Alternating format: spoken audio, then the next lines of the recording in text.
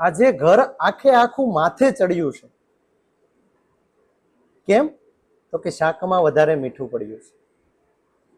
કોઈના મોઢા બગડ્યા તો કોઈ આમ રીતસર જ લડી પડ્યું. શું કામ? તો કે શાકમાં વધારે મીઠું પડ્યું છે. મિત્રો, આમ જમવા બેસો અને ઓફિસે જઈને પોતાનું ટિફિન ખોલીએ અથવા તો થાળીનો માંથી પહેલો કોળિયો જ્યારે મોંની અંદર મૂકીએ અને આપને આમ રિયલાઇઝ થાય કે શાકમાં થોડું વધારે મીઠું છે, તો મિત્રો બે પ્રકારના લોકો હોય છે. એક જે તરત જ બૂમ બરાડા પાડશે અને બોલાવી લેશે અને કાં તો ફોન કરી અને પૂછી લેશે, અને બીજા પ્રકારના લોકો જે શાકની અંદર દહીં નાખશે અને કોઈ પણ પ્રકારનું એડજસ્ટ કરી અને ચલાવી લેશે. ને આમાંથી બીજા પ્રકારના લોકો હોય ને સાહેબ, એ પોતાની જાતને બહુ સારી માનતા હોય, નહીં કે આપણને કોઈ પ્રકારની કમ્પ્લેન્સ જ નથી હોતી, આપણે બધું જ ચલાવી લઈએ.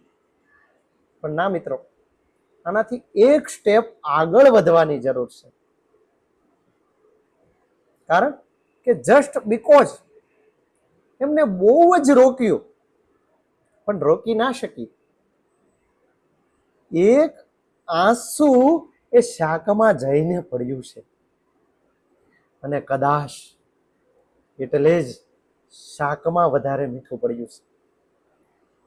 જો મિત્રો આ લાગણીને સમજાય ને તો ચેક કરજો કે કંઈક રીતે એ અન્નપૂર્ણાનું દિલ દુભાયું છે.